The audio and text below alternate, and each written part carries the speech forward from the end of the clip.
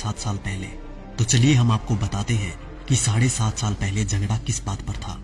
दरअसल बात ये थी कि लाल कृष्ण आडवाणी, जो कि भाजपा के सबसे वरिष्ठतम सदस्य हैं, उन्होंने भाजपा के सामने ये शर्त रखी कि वो उन्हें प्रधानमंत्री पद का उम्मीदवार बनाए। लेकिन नरेंद्र मोदी बिगड़ गए। नरेंद्र मोदी ने सीधी धमकी दे डाली कि अगला प्रधानमंत्री पद का उम्मीदवार उन्हें ही बनाया जाए, और वो भी इसी महीने। ये सुनकर सब सकते में आ गए। खबर जैसे ही दिल्ली पहुंची, आनंद फानन में भाजपा हाईकमान की मीटिंग हुई।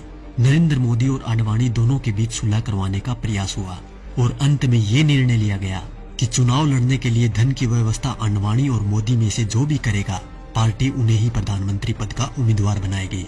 अपने 12 साल के गुजरात के शासन के दौरान नरेंद्र मोदी की मित्रता कुछ बड़े उद्योगपतियों के साथ थी, जबकि आडवाणी के साथ ये सुविधा नहीं थी।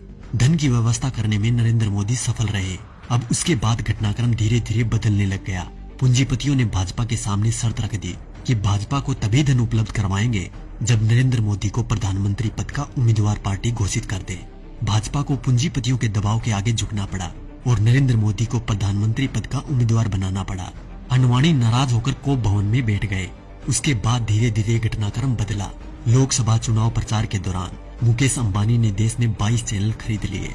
इन चैनल को ये निर्देश था कि वो दिन रात मोदी का प्रचार करे, उनकी रैलियों के भाषण लाइव टेलीकास्ट करे और समस्त विपक्षी नेता यानी आज के विपक्षी नेताओं पर तंज कसने के लिए कहा गया।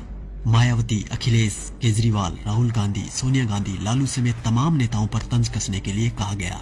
मीडिया ने ये काम बखूबी किया भी।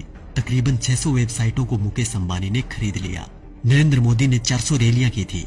इन रैलियों का खर्चा अपने 67 पूंजीपति मित्रों के द्वारा उठाया गया। नरेंद्र मोदी को चुनाव प्रचार करने के लिए एक हेलीकॉप्टर दिया गया था।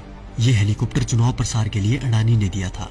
जैसे ही परिस्थितियां थोड़ी बदली, देश के प्रधानमंत्री मोदी जी बन गए। अरे मित्रों, मैं तो पीएम बन गया। पीएम बन के कैसा तन गया। ये विक्ट्री मेरी देखो, ये हिस्ट्री मेरी देखो, जैसे मॉडल मेरे गुजरात का। उसके बाद सिलसिला हुआ कर्ज उतारने का। तो सुनिए क्या क्या हुआ। अडानी को ऑस्ट्रेलिया के क्वींसलैंड शहर में खनन के लिए 600 करोड़ का कर्ज नरेंद्र मोदी ने दिलवाया। उनके पिछले 67,000 करोड़ के लोन को माफ कर दिया गया। मुकेश अंबानी को फ्री में 4G स्पेक्ट्रम दिए गए। इसके अलावा मुकेश अंबानी की कंपनी पर पिछली सरकार द्वारा लगाया गया जुर्माना माफ कर दिया गया। उनके भी कुछ कर्जों का राइट ऑफ कर दिया गया।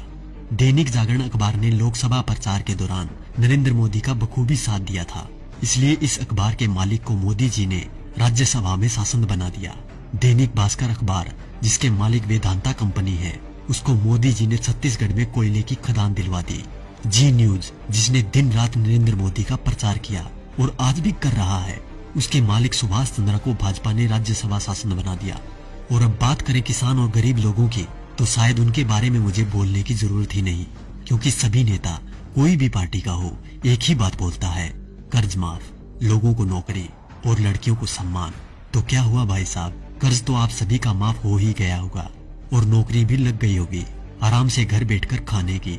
वैसे देखा जाए तो हम जवानों को इस फोन से फुर्सत मिले तब ना। 4G की लहर ऐसी आई है, हमारी आवाज तभी निकलती है जब टिकटॉक और PUBG बैन हो जाए।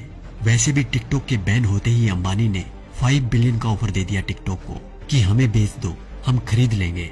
और रही बात PUBG मोबाइल गेम की, तो PUBG बैन होते ही खबर आई कि हम 4G गेम मैदान में उतार रहे हैं। अच्छी बात है, मेक इन इंडिया होना भी चाहिए, पर शायद अब इस गेम से युवा गलत दिशा में नहीं जाएंगे, क्योंकि इसको गंगा के जल से धोकर लॉन्च किया जाएगा। तो देखा दोस्तों, ये थी खबर। बाकी जो मीडिया दिन रात आपको दिखाता है वो तो सिर्फ उसका प्रचार है। साथियों, ये खबर हर फोन में होनी चाहिए, जिससे कि बीजेपी की इस करतूत का सबको पता चल जाए।